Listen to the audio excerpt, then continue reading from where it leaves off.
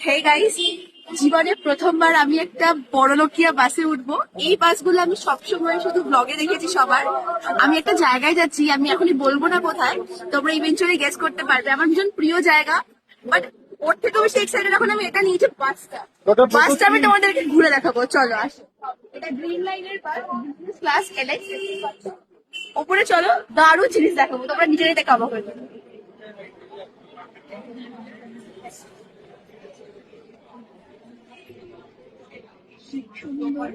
চারিদিকে টিভি দেখতে পাবে তোমরা। ওপরে নিচে দুটো গর্তে, এইদিকে দুজন শুতে পারে আর এইদিকে একজন।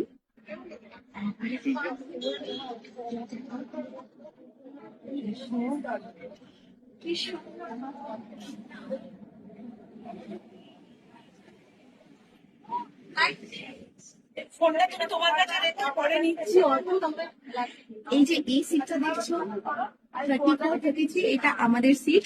একবার দেখাও।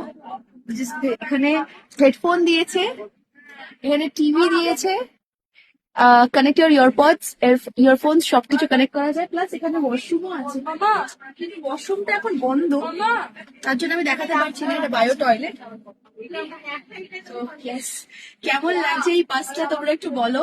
এটার টিকিট কিন্তু অনেক নিয়েছে, মানে আমাদের যাওয়া আসা মিলে দুজনের আপ অ্যান্ড ডাউন মিলে অলমোস্ট কত হয়েছে, 18,000 নাকি 18,000 টাকা খরচা হয়েছে।